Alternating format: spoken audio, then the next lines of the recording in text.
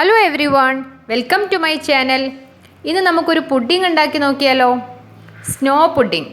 പേര് പോലെ തന്നെ മഞ്ഞ് പോലെ വായിലിട്ട് അലിഞ്ഞു പോകുന്ന വളരെ ടേസ്റ്റി ആയിട്ടുള്ള എന്നാൽ വളരെ എളുപ്പമാണ് ഉണ്ടാക്കാൻ. അത്ര സിമ്പിളായിട്ടുള്ള ഒരു റെസിപ്പിയാണിത്.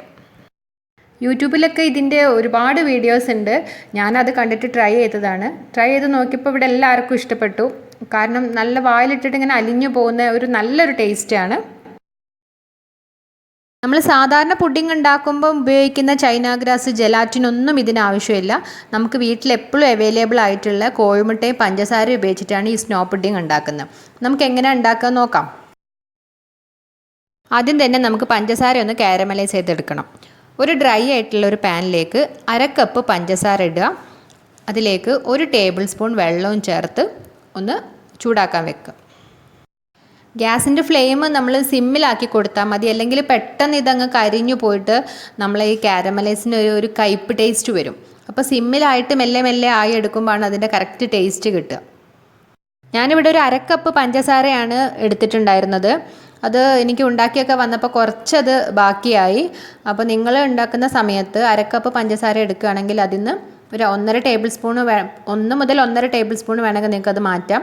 ഇനി ഉണ്ടായിന്ന് വെച്ചിട്ട് കുഴപ്പമൊന്നുമില്ല. ഇവിടെ അത് പെട്ടെന്ന് തന്നെ എനിക്ക് ആവശ്യമില്ല എന്ന് കണ്ടപ്പോൾ പെട്ടെന്ന് തന്നെ അത് മക്കളെടുത്ത് കഴിച്ചു.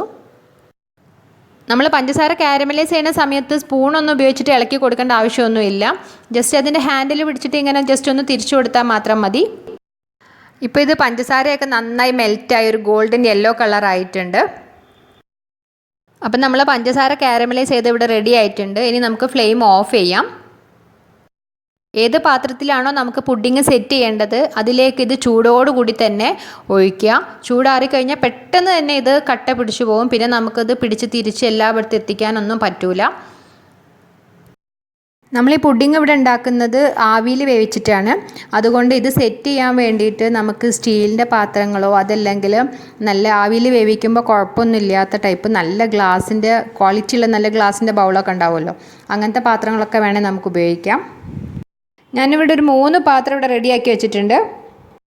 ഇനി അടുത്തതായി ഞാനിവിടെ ഒരു 4 മുട്ട എടുത്തിട്ടുണ്ട്.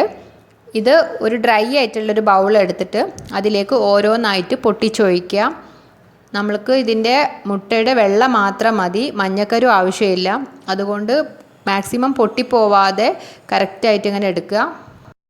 ഇനി മഞ്ഞക്കരു നമുക്ക് വേറൊരു ബൗളിലേക്ക് മാറ്റണം.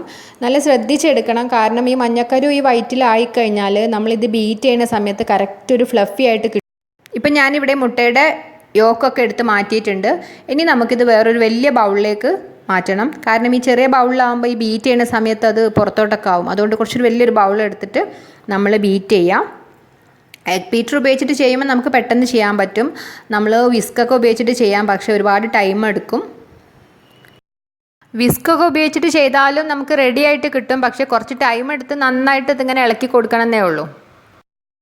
എഗ് ബീറ്റർ യൂസ് ചെയ്യുന്ന സമയത്ത് നമ്മൾ ആദ്യം ആ സ്പീഡ് ഒന്ന് ലോ ആക്കിയിട്ട് പിന്നെ അതിൽ നിന്ന് ഇങ്ങനെ കൂട്ടി കൊണ്ടുവന്നാൽ മതി.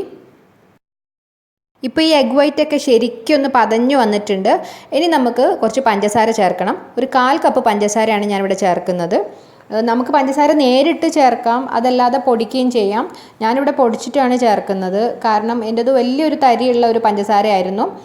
അപ്പോൾ ഞാനതൊന്ന് പൊടിച്ചിട്ട് നന്നായിട്ട് ആദ്യം ഒന്ന് ബീറ്റ് ചെയ്യുന്നതിൻ്റെ മുമ്പ് ഒന്ന് നന്നായിട്ട് മിക്സ് ചെയ്യാം, അല്ലെങ്കിൽ ആകെ പുറത്തൊക്കെ തെറിക്കും. ഒന്ന് നന്നായി മിക്സ് ചെയ്ത ശേഷം ഒന്ന് പിന്നെ ബീറ്റ് ചെയ്യാൻ തുടങ്ങാം. നന്നായി ബീറ്റ് ചെയ്ത ശേഷം ഞാൻ ഇതിലേക്ക് കുറച്ച് വാനില എസൻസ് ചേർക്കുന്നുണ്ട്. ഇത് നിർബന്ധമൊന്നുമില്ല, കാരണം ഞാൻ എൻ്റെ കയ്യിൽ ഇരുന്നപ്പോൾ ഒന്ന് ടേസ്റ്റിന് വേണ്ടിയിട്ട് ചേർത്തതേ ഉള്ളൂ. വാനില എസൻസ് അല്ലാതെ വേറെ ഏതെങ്കിലും എസൻസ് ഉണ്ടെങ്കിൽ നമുക്ക് ചേർക്കാം. ഞാൻ അതല്ലെങ്കിൽ ഏലക്കായ വേണമെങ്കിലും ചേർക്കാം. ഒന്നും ചേർത്തിട്ടില്ലെങ്കിലും ഈ പുഡിങ്ങിന് ഒരു കുഴപ്പമില്ല, നല്ല ടേസ്റ്റ് തന്നെയാണ്. അപ്പോൾ ഇവിടെ നന്നായിട്ട് ഞാൻ ബീറ്റ് ചെയ്തെടുത്തിട്ടുണ്ട്. ഇപ്പോൾ ഇതാ കറക്റ്റ് നല്ലൊരു ഫ്ലഫി ആയിട്ട് വന്നിട്ടുണ്ട്. നമ്മൾ അത് എടുത്തു കഴിഞ്ഞാൽ പാത്രം തിരിച്ച് പിടിച്ചു കഴിഞ്ഞാൽ താഴേക്ക് വീഴില്ല. അത്ര ആ ഒരു ടെക്സ്ചറിലാണ് ഇത് കിട്ടേണ്ടത്. അപ്പോൾ നന്നായിട്ട് അത് ബീറ്റ് ആയിട്ടുണ്ട്. ഇനി നമുക്ക് ഈ പുഡിംഗ് ഒന്ന് സെറ്റ് ചെയ്യാം. നമ്മൾ കാരമലൈസ് ചെയ്ത് വെച്ചിട്ടുള്ള ആ ഒരു പാത്രത്തിലേക്ക് നമ്മൾ ഈ വിപ്പ് ചെയ്ത് വെച്ചിട്ടുള്ള ഈ ക്രീം ചേർക്കുക. ഈ എഗ് വൈറ്റിൻ്റെ ഈ ക്രീം ചേർക്കുന്നതിനനുസരിച്ച് നമ്മളൊന്ന് ജസ്റ്റ് ഒന്ന് സ്പ്രെഡ് ചെയ്ത് കൊടുത്താൽ നല്ലതാണ്. അധികം ഗ്യാപ്പ് ഇല്ലാതെ ഒന്ന് ഫില്ലായിക്കോളും. ഞാനിവിടെ ഈ ബൗളിൽ സെറ്റ് ചെയ്ത പോലെ നേരത്തെ ഞാൻ കാരമലൈസ് ചെയ്ത് വെച്ചിട്ടുള്ള 2 മഫിൻ ബൗൾ ഉണ്ടായിരുന്നു.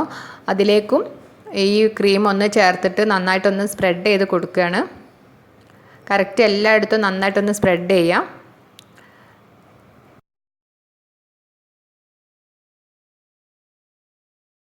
ആ 2 കുഞ്ഞ് ബൗളിൽ സെറ്റ് ചെയ്തതിന് ശേഷം കുറച്ച് ക്രീം ബാക്കിയുണ്ട്. ഞാൻ അതും കൂടെ ഈ ബൗളിലൊന്ന് ഫുള്ളാക്കുകയാണ്. ഇത് തന്നെ കഴിക്കാൻ നല്ല ടേസ്റ്റ് ഉണ്ട്.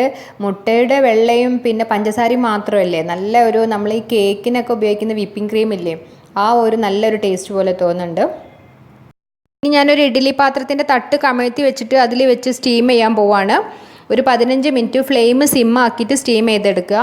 നമ്മളൊരു മൂടി വെച്ചിട്ട് കവർ ചെയ്യുക, അതല്ലെങ്കിൽ ഒരു അലൂമിനിയം ഫോയിൽ വെച്ച് കവർ ചെയ്താലും മതി. 15 മിനിറ്റ് കഴിഞ്ഞ് മൂടി മാറ്റി നോക്കാം. നന്നായി പൊങ്ങി വന്നിട്ടുണ്ട്. പൊങ്ങി വന്നിട്ട് ആ മൂടിയുടെ മേലെയൊക്കെ തട്ടിയിട്ടുണ്ടായിരുന്നു. ഇനി നമുക്കിതിൻ്റെ മേലുള്ള മൂടി ഒന്ന് മാറ്റാം. റെഡി ആയിട്ടുണ്ടോ നോക്കാൻ വേണ്ടിയിട്ട് ഞാനൊരു പപ്പടക്കോൽ എടുത്തിട്ട് ഇവിടെ കുത്തി നോക്കുകയാണ്.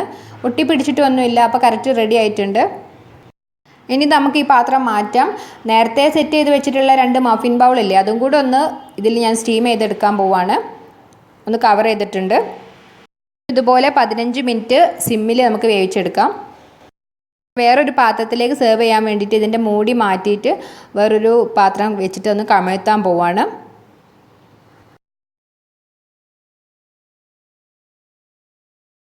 നമ്മൾ സ്നോ പുഡിംഗ് ഇവിടെ റെഡി ആയിട്ടുണ്ട്. കാരമലൈസ് ഒക്കെ ശരിക്കും ആ പുഡിങ്ങിൽ ഇങ്ങനെ മേലെ ഒന്ന് കവർ ചെയ്ത് നല്ല ഭംഗിയുണ്ട് കാണാൻ. ഞാനത് ഭംഗി കൂട്ടാൻ വേണ്ടി 2-3 ചെറി എടുത്തിട്ടൊന്ന് വെച്ചിട്ടുണ്ട്.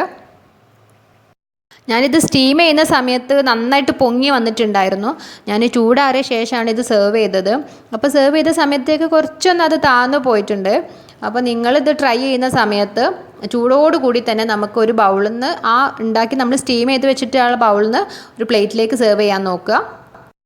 ഇത് കട്ട് ചെയ്യുന്ന സമയത്ത് കാണാൻ പറ്റും, നല്ല ഒരു പഞ്ഞി പോലെ ഉണ്ട് അത് കാണാൻ തന്നെ. അതുപോലെ തന്നെയാണ് നിങ്ങൾ കഴിച്ചു നോക്കിയാലും. വായിലിട്ട് കഴിഞ്ഞാൽ നമുക്കത് കടിക്കാനും കഴിക്കാനും ഒന്നും കിട്ടില്ല, അത്രയും പെട്ടെന്ന് അത് അലിഞ്ഞു പോവും. നിങ്ങളെ വീട്ടിൽ ഗസ്റ്റൊക്കെ വന്നാൽ വളരെ എളുപ്പത്തിൽ ഉണ്ടാക്കി കൊടുക്കാൻ പറ്റുന്നൊരു പുഡിംഗ് ആണ്. കുട്ടികൾക്കൊക്കെ എന്തായാലും ഇത് ഇഷ്ടപ്പെടും. അപ്പോൾ ട്രൈ ചെയ്തിട്ട് ഫീഡ്ബാക്സ് ഒക്കെ എന്നെ അറിയിക്കുക. ഒരുപാട് പേര് സബ്സ്ക്രൈബ് ചെയ്യാതെ വീഡിയോ കാണുന്നുണ്ട്. ഒന്ന് സബ്സ്ക്രൈബ് ചെയ്ത് എന്നെ സപ്പോർട്ട് ചെയ്യണേ. താങ്ക്